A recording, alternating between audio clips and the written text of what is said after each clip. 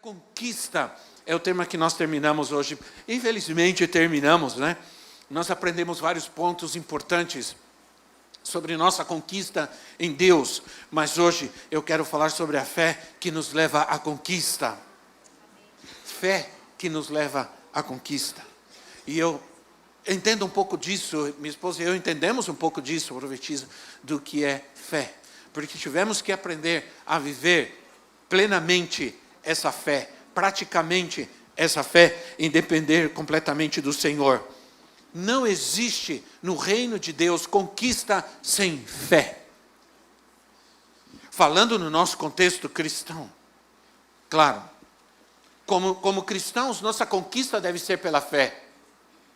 Pode existir conquista amorosa. Você tem do seu lado, orgulhosamente, alguém que você conquistou. Dá uma olhada para ele, para ela, assim, com cara de conquistador. Faz aquela cara de conquistador, né? Isso.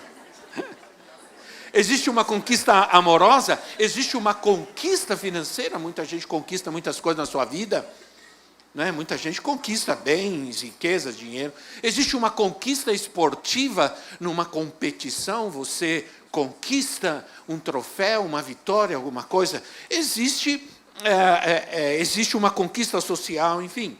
Mas para nós, toda conquista é resultado da nossa fé e da nossa confiança em Deus. Por isso a gente pode dizer, foi Deus quem fez, foi Deus quem me deu. Né? Tudo bem, você conquistou com teu charme, mas foi Deus quem te deu. Sim ou não?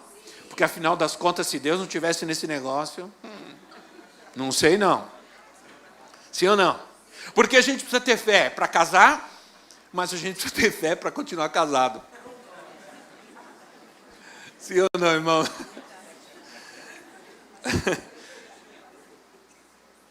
Olha, é poder dizer, foi Deus quem proveu. Por isso que a Bíblia diz, o justo viverá pela fé. Isso quer dizer que o nosso modo de vida, nosso estilo de vida está baseado na fé, pela fé. Segundo os estudiosos, a fé estrutura a vida social das pessoas.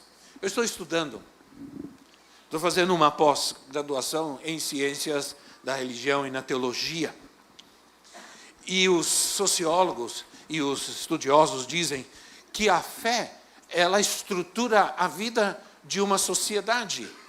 E que muitas sociedades surgiram por causa da fé. Muitos lugares no Brasil mesmo, antes de se começar uma cidade, se construía uma igreja, sim ou não?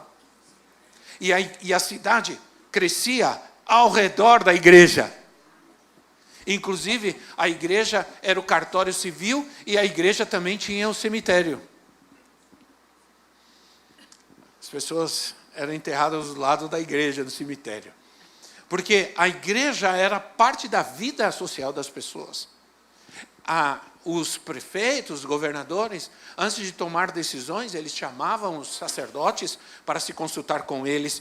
E a igreja tinha uma grande influência em tudo isso. Mas, nosso idioma, o idioma de Deus, é a fé. Sem fé é impossível agradar a Deus. Sem fé nós nunca vamos agradar a Deus, porque o idioma de Deus é a fé. Se falamos com Deus sem fé, não falamos a sua linguagem, porque a linguagem de Deus é fé. É preciso que aqueles que se aproximam de Deus tenham fé. Tenham fé. A fé é a linguagem quando nós oramos. Quando nós oramos, nossa linguagem, a nossa oração deve ser uma oração de fé.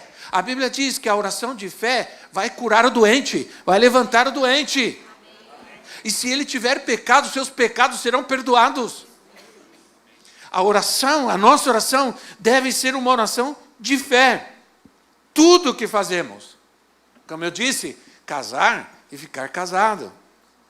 Educar os filhos, alimentá-los, cuidar, é tudo hoje.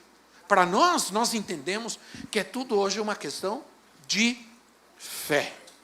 Hebreus 11:6. Nós vamos ler Hebreus hoje, alguns versículos de Hebreus. Abre Hebreus, capítulo 11. Nós vamos ler aí algumas passagens. Sem fé é impossível agradar a Deus, pois quem dele se aproxima precisa crer. Precisa crer. Diga comigo, crer. Precisa crer que Ele existe, mas não só isso, que Ele existe e que Ele recompensa aqueles que o buscam. Que Ele abençoa aqueles que o buscam, porque o buscam com fé. A pergunta é, será que essa geração sabe o que é fé? Tem muita gente hoje na igreja que não sabe o que é fé. Pensa que fé e muitos associam, infelizmente, a fé com conquistar coisas de Deus, com alcançar coisas de Deus, com alcançar bênçãos de Deus. Isso não é fé. Isso é uma falácia, é uma tristeza ver alguém definir fé dessa maneira, com receber algo de Deus. Fé é muito mais do que isso.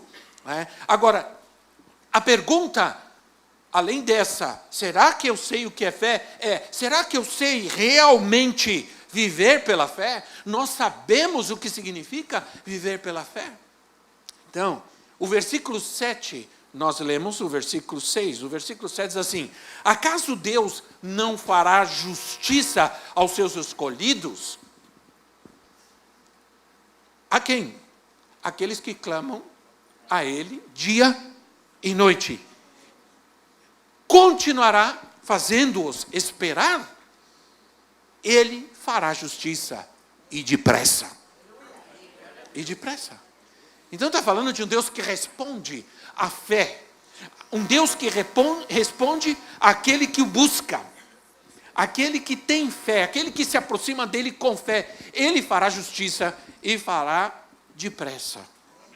Alguém, um servo de Deus, que eu gostava, que foi um dos nossos mentores, nos discipulou na época que nós vivemos em Guatemala. Ele dizia sempre assim: Deus não faz acepção de pessoas, mas Deus faz acepção de fé.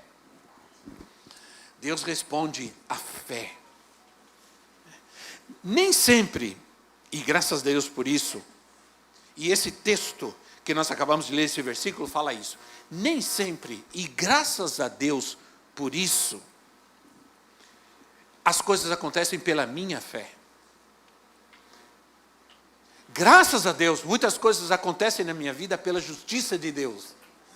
Porque se fosse pela minha fé, ai. Diga ai. Sim ou não? Porque a gente entende, nós temos um Deus que nos entende tanto, que nos ama tanto. E graças a Deus que não é só pela minha fé, mas é pela sua justiça, porque se não fosse assim, estaríamos perdidos. Por isso, e aqui eu quero uma reflexão do Espírito para nós, é que nós recebemos muitas coisas de Deus e ficamos com aquela sensação de que não merecemos, ou não mereceríamos, mas mesmo assim Deus fez. E aí a gente se sente, parece que a gente se sente um pouco mal, porque é como ganhar um presente muito grande, maior do que aquele que você merece, você sabe que merece, mas você ganha mesmo assim, aí você fica meio constrangido, e você diz assim: eu não mereço tanto, mas Deus me deu, mas Deus fez. Eu não tenho me comportado bem. Nem vou perguntar, nem vou pedir para você dizer amém a isso. Eu não tenho me comportado bem, mas Deus... Qual é a expressão que você usa diante dessa situação? Você diz assim: mas Deus tem tido misericórdia de mim. Sim ou não? E você tem razão. E você está certo. Foi por misericórdia, porque justiça e misericórdia é como Deus nos trata. É com justiça e misericórdia que Deus trata de nós, senão nós estaríamos fritos. Mas Ele age em nós, com justiça e misericórdia. Você tem que saber isso, que realmente você está recebendo algo de Deus pela fé, ou às vezes pela justiça dele na sua vida. Aí eu quero refletir isso. Por exemplo, tem gente que não dá o dízimo, não obedece nessa área da sua vida, mas graças a Deus também não lhe falta nada, né? Não fica sem emprego e não falta nada na sua vida. Por quê? Por causa da misericórdia de Deus. Sim ou não? Na verdade, eu diria a você, se você está bem, você poderia estar muito melhor. Se fosse fiel a Deus. Porque é a misericórdia de Deus. Não é que Deus vai destruir quem não faz, quem não obedece. Deus continua agindo na misericórdia, na sua grande misericórdia. E as consequências da desobediência sempre vão ocorrer. Justiça e misericórdia andam juntas. Elas andam de mão dadas no trato de Deus conosco. Graças a Deus, diga graças a Deus.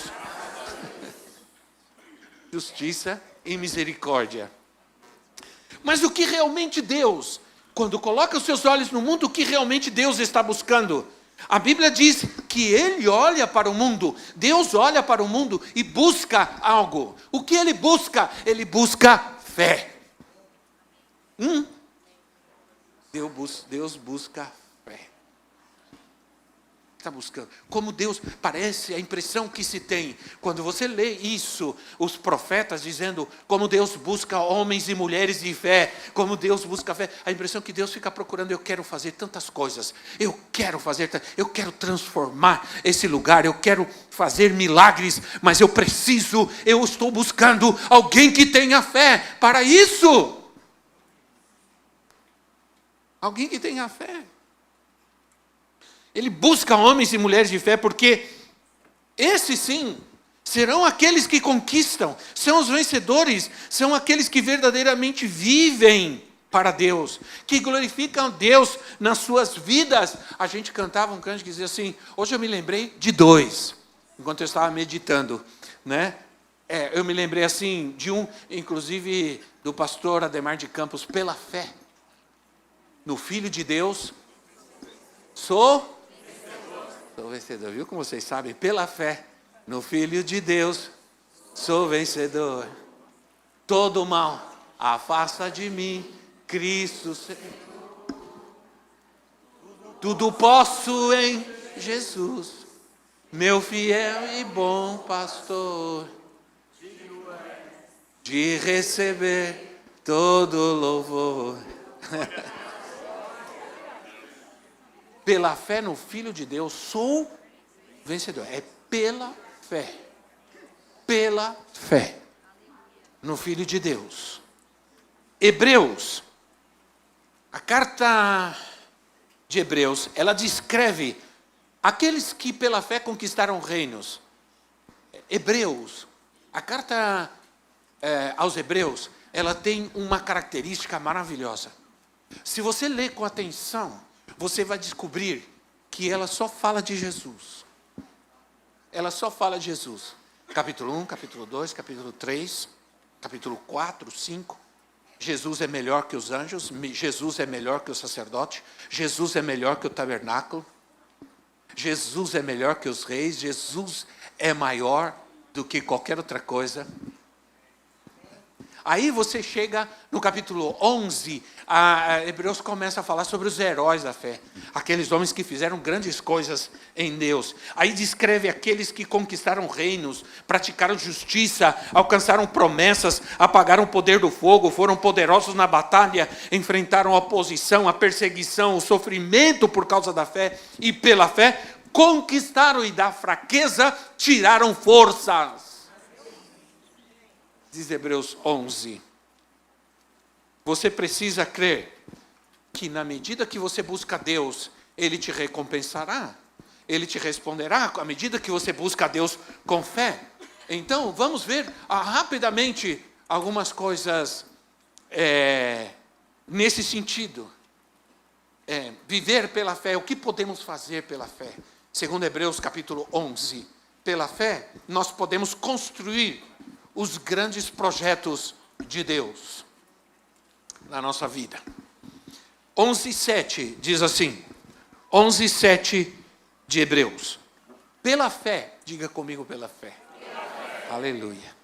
Pela fé, Noé, quando avisado a respeito de coisas que ainda não se viam, movido por santo temor, construiu uma arca para salvar sua família.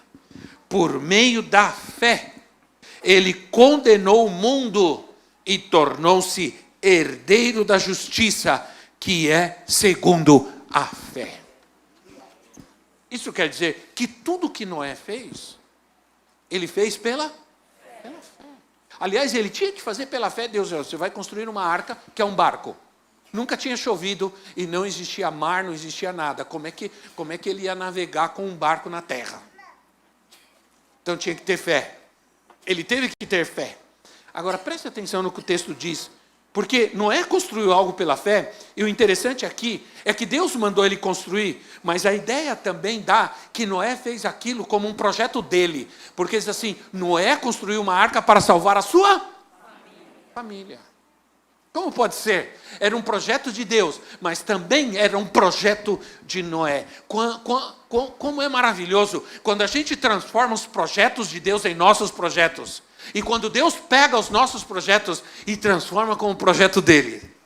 É como bom dizer, Senhor, eu quero fazer isso, mas eu quero que seja teu projeto na minha vida. Eu quero que seja teu propósito na minha vida. Eu vou fazer isso, eu vou construir isso, mas nisso o teu nome vai ser glorificado. Noé construiu algo para salvar a sua família.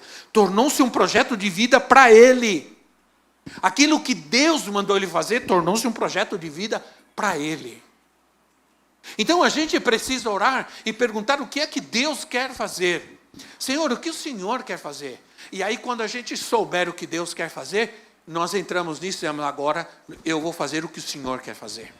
Há muito tempo eu aprendi já a orar perguntando, Senhor, o que o Senhor quer fazer? O que o Senhor quer fazer na igreja? O que o Senhor quer fazer nesse lugar? O que o Senhor quer fazer nesse bairro? O que o Senhor quer fazer nessa cidade? Então, ele construiu algo para salvar a sua família e condenar o mundo que não cria, que estava corrompido, pervertido. Pela fé, o seu empreendimento pode dar certo, o seu empreendimento pode funcionar, o seu empreendimento pode ser grande. Deus quer se envolver em seu empreendimento. Você crê nisso, irmão? Talvez seja o ingrediente que falta nesse seu empreendimento. A presença de Deus, a glória de Deus. Está na hora de você construir algo como fez Noé, com fé, pela fé. Porque Noé pôde fazer. Por que Noé? Aliás, por que Noé pôde fazer algo tão grande assim? Com todas as limitações da época, com toda a oposição que ele provavelmente deve ter sofrido na sua época. Aí, porque se você ler Gênesis capítulo 6, você vai saber por quê. Porque Noé buscava a Deus. Noé buscava a Deus, e Gênesis 6, 9, diz que Noé andava com Deus. E por causa disso, a mão do Senhor estava sobre ele. Esse era o segredo. Noé buscava a Deus. Noé andava com Deus. Você quer que as coisas deem certo na sua vida? Ande com Deus. Busque a Deus. Eu quero te contar algo que enquanto eu estava estudando sobre isso, porque eu estudo muito a palavra de Deus, eu oro muito, irmãos, eu tenho muita responsabilidade quando eu subo aqui para pregar a palavra de Deus. Eu não fico criando frases de efeito e achando um versículo para colocar lá para agradar todo mundo, não. Eu venho aqui para pregar a palavra de Deus. E quando eu faço isso, eu me preparei muito, eu orei muito. Aí eu estava estudando, orando, pensando nessa palavra. Eu me lembrei de algo que, quando eu estava nos Estados Unidos, eu profetizei, 2013, eu conheci uma cadeia de restaurantes, uma rede de restaurantes chamada Chick-fil-A. É uma cadeia de frango frito, frango rostiçado, não sei como é que chamaria. Aqui é igual aquela KFC, mais ou menos parecido e tudo. É algo muito comum nos Estados Unidos. É como abrir uma padaria aqui no Brasil. Todo mundo tem, todo mundo faz, sei lá, qualquer coisa assim.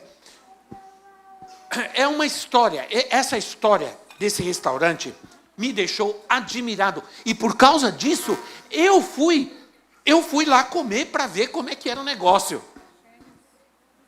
Tem shopping, tem todos os shoppings, tem todo lugar, porque é uma cadeia grandíssima.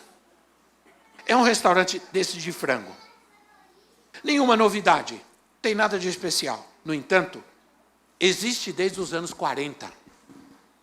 E eles tomaram uma decisão quando eles abriram essa cadeia, que é impressionante. O dono dessa cadeia é um cristão e ele disse assim: eu vou abrir esse restaurante. Não vou abrir aos domingos. Não vou abrir no Natal. E não vou abrir no dia de ação de graças. Uma cadeia de restaurante.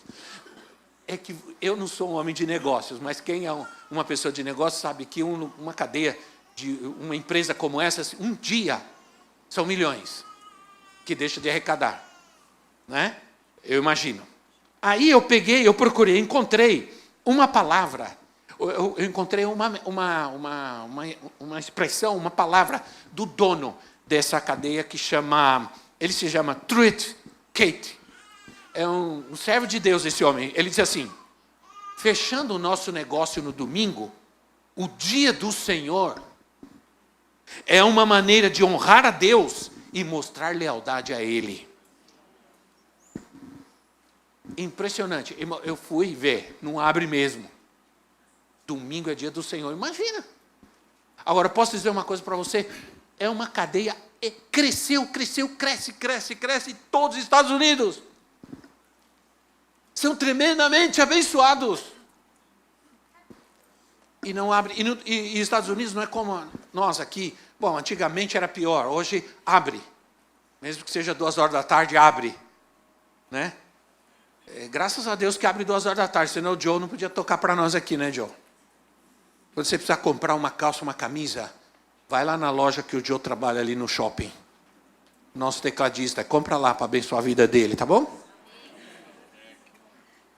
Aí, abre as 2h. Nos Estados Unidos nunca fecha nada. Nunca fecha nada. De domingo a domingo, está sempre tudo aberto. E eles fecham no domingo. Porque é dia do Senhor. É dia da... A gente não tem nada. E às vezes fica indo no parque no domingo. A gente não tem nada e fica querendo passear no domingo. Fazer as coisas no domingo. Não tem nada.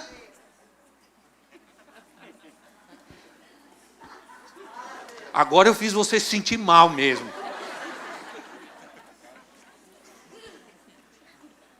Domingo é dia do Senhor, nós vamos para a igreja.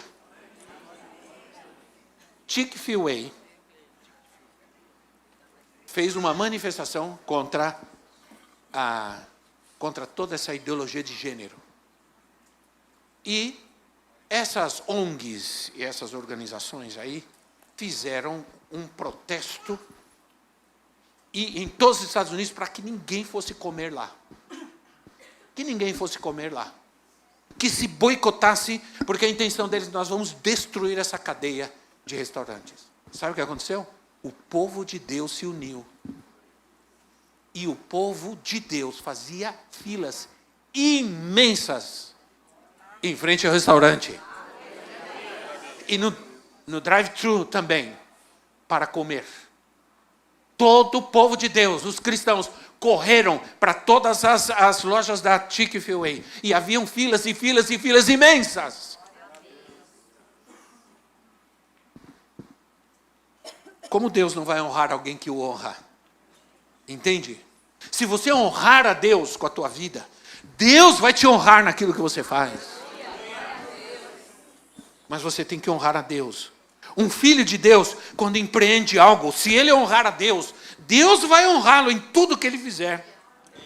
Como diz Salmo 1, onde ele coloca tudo em que colocar a sua mão, prosperará. Pela fé, nós aprendemos também a obedecer. porque nós somos difíceis para obedecer. Essa geração só obedece se lhes convém. Se não lhes convém, não obedece.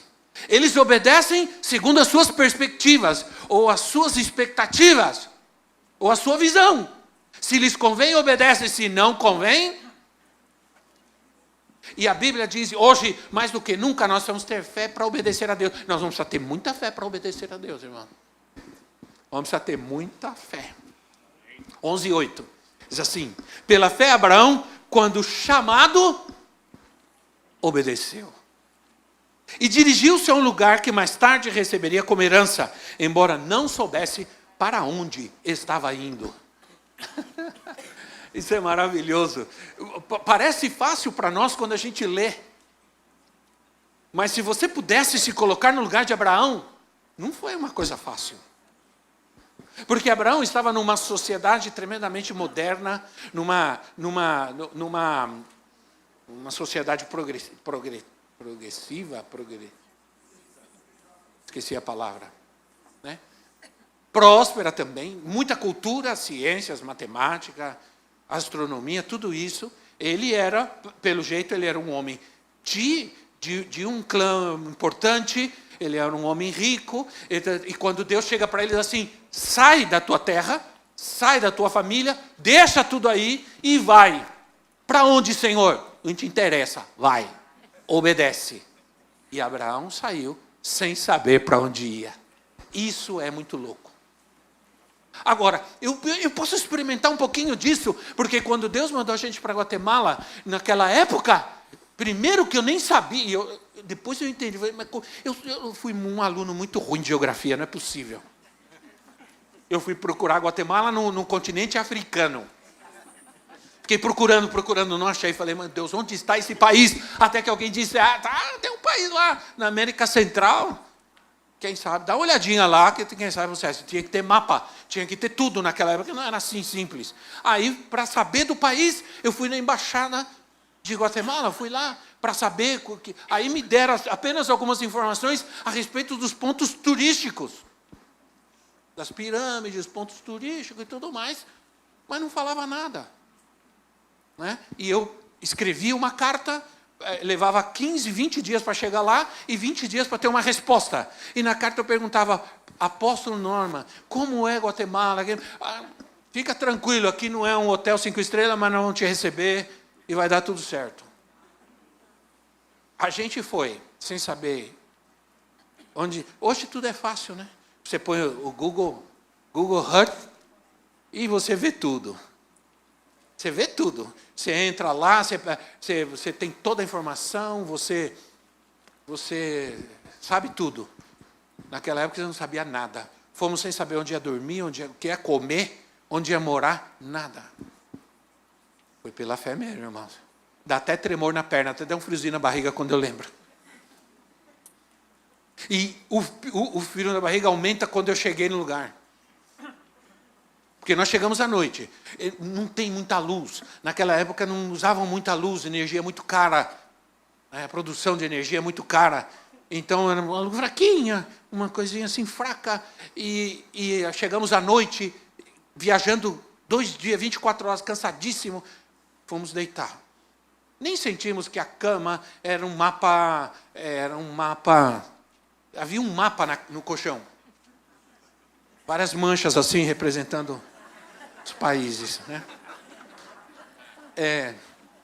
O guarda-roupa era feito com caixote de exportação. Né? Você colocava as coisas de um lado, ele pendia para o outro assim. Aí você tinha que colocar a roupa desse lado também, para ele ficar equilibrado. Olhava para fora, não dava para ver nada, tudo escuro. Quando levantou de manhã, eu estava curioso, eu subi, tinha um terraço em cima, eu subi. Quando eu olhei, eu não sei quanto tempo eu fiquei olhando, calado. Na minha cabeça eu dizia assim, meu Deus do céu, onde eu estou? O que eu estou fazendo aqui? Eu tive a sensação, naquele momento, como quase querer ter a sensação de que eu havia feito alguma coisa errada. Não é possível. Era uma situação muito difícil. Nós estávamos no lugar mais feio da cidade de Guatemala, mais sujo. Nós estávamos do lado do terminal de cargas, onde chegavam todas as cargas do interior.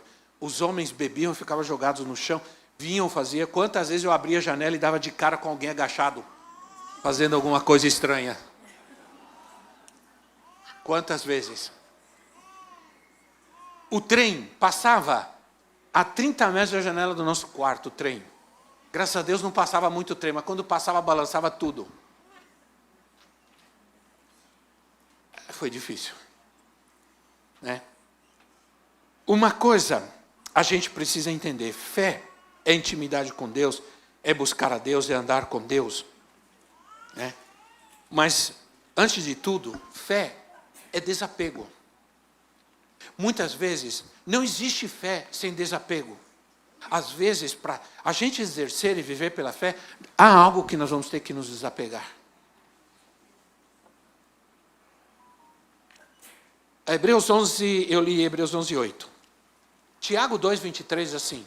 Tiago 2, 23, a respeito de Abraão, diz assim: cumpriu-se assim a escritura que diz: Abraão creu em Deus, e isso lhe foi creditado como justiça, e ele foi chamado amigo de Deus.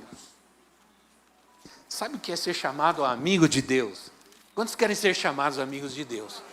Muitos querem ser chamados, muitos se dizem amigos de Deus, mas quando Deus diz, fulano é meu amigo,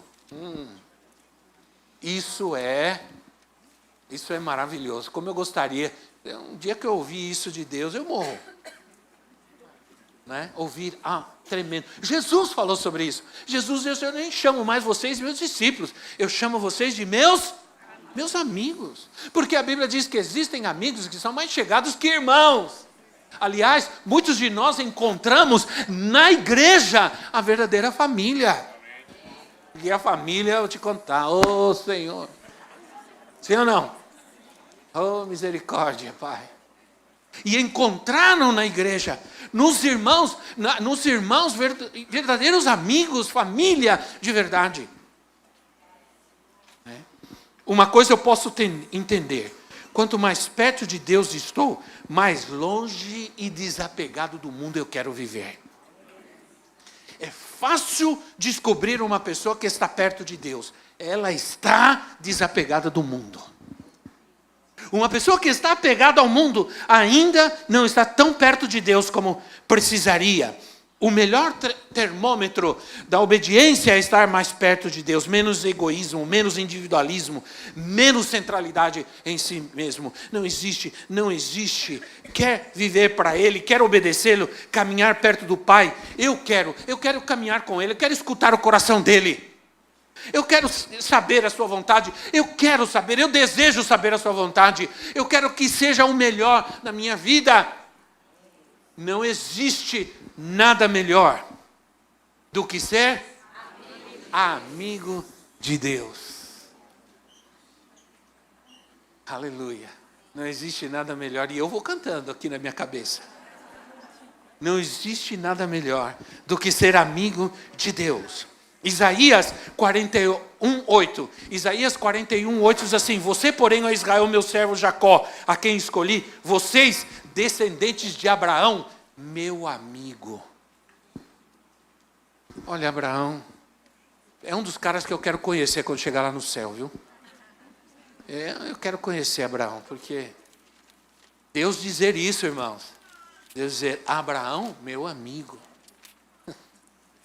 Não é maravilhoso isso? Eu quero ter esse privilégio, essa honra, buscar e obedecer o meu Deus, né? E ser amigo dele. Quero dizer algo para vocês, quero compartilhar algo do Espírito para vocês. Viver assim, nós não estamos falando de uma utopia, não fiquem olhando para mim, dizer: como é isso? Ai, meu Deus. Não comece a se sentir mal, porque isso não tem nada a ver com ser perfeito, não errar, não pisar na bola, não tem nada a ver. Sabe com o que tem a ver? Com a motivação do coração, com a intenção do coração, com o desejo da vida. Eu sou falho, eu erro, eu piso na bola, eu cometo meus erros, minhas falhas, mas quando Deus olha para o meu coração, Ele vê o desejo, Ele vê a motivação, Ele vê o anseio, Ele vê a paixão de amá-lo, de buscá-lo, de crer, de andar com Ele, de adorá-lo, de servi-lo. Aleluia! É isso que Ele quer. Não se sinta mal, porque é assim. Somos falhos, todos nós pisamos na bola, erramos, fracassamos. Mas quando Ele olha para nós, Ele vê esse anseio, esse desejo, essa motivação, essa paixão. Ele diz: fulano, meu amigo, meu servo, e me abraça. E te abraça, te acolhe. Por isso diz assim, mesmo que todos falem mal de você, sejam injustos, te virem as costas, tua família, teu pai, tua mãe, eu contudo te recolherei, te amarei, aí vou mais além, te abraçarei, você é meu filho, você é meu amigo.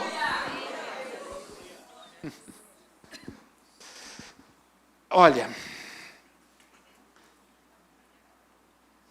essa é a nossa conquista, são 33 anos. Quinta-feira nós estamos juntos aqui, espero que você venha. Eu não fico pensando de onde nós poderíamos estar. O mais importante é pensar se estamos onde Deus quer. Isso para mim é muito importante. Eu poderia já ter me desviado por muitos caminhos aí, por direções que talvez poderiam ser mais importantes. Nem tudo aquilo que eu vivo, aquilo que fazem, eu estou satisfeito, mas eu não estou aqui para me sentir satisfeito, porque eu tenho que estar plenamente satisfeito quando Cristo está na minha vida. Pela fé, nós aprendemos a escolher o melhor caminho. Vou repetir, pela fé nós aprendemos, nós somos capazes de escolher o melhor caminho. Sabe por que você está aqui? Porque você, pela fé, você decidiu buscar ao Senhor e Ele está te mostrando que Ele é o melhor caminho. Hebreus 11, 24 a 26. Hebreus 11, 24 a 26. Pela fé, Moisés, olha só homens, Moisés já adulto, recusou ser chamado filho da filha do faraó, preferindo, a João Ferreira de Almeida diz, escolhendo ser maltratado com o povo de Deus a desfrutar os prazeres do pecado durante algum tempo. Por amor de Cristo, considerou a desonra riqueza maior do que os tesouros do Egito, porque contemplava a sua recompensa. Preste atenção, olha o que o texto está dizendo. Precisamos entender um pouco mais de português. Ele diz assim, ele considerou a desonra, isso é, sofrer, viver a desonra, que a riqueza dos tesouros do Egito. Agora o versículo 25 então diz, preferindo, João Ferreira de Almeida diz, escolhendo. E a palavra aí, eu fui procurar, eu quero ver essa palavra, o que ela significa. Eu fui procurar nos originais. Olha, tenho orgulho de mim, irmão, porque eu fui lá. Inteligente o apóstolo. Fui lá, busquei a palavra aireomai, que fala de uma escolha, que fala de uma preferência, mas que significa eleger um caminho para a vida. É isso que significa essa palavra. Escolher, eleger um caminho para a vida. E aí, a gente só pode fazer isso quando a gente tem fé, porque sem fé, a gente só anda por caminho errado. Meus pastores, meus líderes, não são perfeitos. A organização em que eu estou não é perfeita. Eu não fico esperando nada deles. Eu cumpro o propósito de Deus na minha vida e me sujeito e obedeço. Mesmo que eu não goste. Mesmo que eu não goste. Porque aquele que crê, aquele que tem fé, ele não está buscando que a sua vontade seja feita. Ele escolhe, às vezes, a desonra para poder viver o que Deus quer, para poder andar e viver pela fé e obedecer a Deus. Então, às vezes, ficam chorando, me ligam, não vem para cá, faz 2 anos que você não vem, que não tem como ir, a menos que eu pudesse voar, ou o Senhor decidisse me trasladar. Aí eu iria, você me traslada daqui para Moçambique, para o Malau, eu vou. De outro jeito eu não consigo, ainda não dá. Talvez no milênio a gente consiga fazer isso, né? Ser trasladado de um lugar para outro. Mas ainda não estamos no milênio. Não dá. Então, assim, o nosso pastor faz 3 anos que não vem aqui. Não consegue, não deu, pandemia, não tinha vacina, não tomou vacina, não tinha como vir. E eu vou ficar chorando e reclamando, dizendo, não me apoia, não gosta de mim, não me atende, não faz o que eu... Não. Eu vou me sujeitar até o fim. Eu vou obedecer, porque eu escolhi esse caminho. E é no caminho da obediência que a bênção de Deus vem. É no caminho da obediência que a provisão de Deus vem. Eu vou continuar em obediência. Aí eu quero terminar. Me ajuda porque eu tenho os meus minutos e tudo. Presta atenção numa coisa. Profeticamente, o texto diz que Moisés, escolheu sofrer por causa de quem? Por causa de Cristo. Está aí no texto. Mas espera aí. Moisés escolheu sofrer por causa de Cristo, mas Cristo veio 3.000 anos depois. Que história é essa? Profeticamente. É profeticamente. Isso nos mostra que a Bíblia é profética. Ele escolheu servir a Cristo e do que os tesouros do Egito. Agora, escolher servir a Cristo não tem a ver com escolher ser pobre ou ignorante. Tem a ver com a recompensa que Ele dá, que Ele traz. Ele é galardoador daqueles que o buscam pela fé. Pela fé. Aí, um dia, Jesus estava falando sobre o perdão. Lucas 17, depois você lê lá, Lucas 17, 5, coloca aí. Jesus estava falando sobre o perdão. Aí ele está assim, se o teu irmão pecar contra você 7 vezes, e 7 vezes vier te pedir perdão, você tem que perdoar ele 7 vezes. Só que Jesus não está falando 7 por um número qualquer finito. Não, ele estava usando o 7, porque o 7 é o número da perfeição na Bíblia. Você quer ser perfeito, você quer viver de maneira que agrada a Deus, você tem que perdoar quantas vezes for necessário. 70 vezes 7 não é 149, Jesus está falando, é muito mais. Então, mas por que eu estou falando sobre isso? Porque foi nesse momento, não foi no momento que ressuscitou Lázaro, não foi no momento que ele fez grandes milagres, foi nesse momento que os discípulos disseram assim, Senhor, por favor, Senhor, aumenta a nossa fé. Aumenta a nossa fé. Irmão, se eu pisei na bola com você, ou se eu estou pisando e não sei, você tem que me perdoar. A quinta-feira a gente tem que estar fininho aqui, inteiro.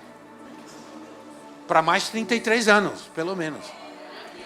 Amém? Tem que me perdoar. Agora, isso é um ato de fé. Não tem a ver nada com a minha justiça. Porque na minha justiça, fulano não merece ser perdoado. Nem ciclano. E ai dele se eu encontrar com ele na esquina. Vai voar pena para todo lado. Então, eu gosto da NVT, porque a NVT diz assim, Senhor, faça a nossa fé crescer. Faça a nossa fé crescer. Quando eles estavam ouvindo sobre perdão. E o esposa, uma vez, foi, pisou na bola, voltou, perdão, perdoa. Foi, pisou na bola, perdão, perdoa. E não é, não aguento mais, chega. Não existe isso. Minha paciência se esgotou. Não existe isso. Todo relacionamento com Deus tem que ser pela fé, sabe por quê? Porque é difícil. Se você pegar as concupiscências da carne, de Gálatas capítulo 5, e pegar também as manifestações do fruto do Espírito, você vai descobrir que a maioria deles tem a ver com relacionamentos. Fidelidade, bondade, longanimidade, amor, alegria, paz. A maioria tem a ver com relacionamento. Não, não. É ou não é? Relacionamento. E aí, nosso relacionamento tem que ser pela fé. Senhor, faça a nossa fé crescer para sermos grandes no Senhor. Vamos fazer hoje a oração que fizeram os discípulos. Senhor, faça a nossa fé crescer. Senhor, faça a nossa fé crescer. Para que possamos conquistar nesse mundo, na vida que vivemos nesse mundo, sejamos exemplos de homens e mulheres de Deus, que andam com Deus, que conquistam em Deus. Quantos querem isso na sua vida? Fique em pé no seu lugar.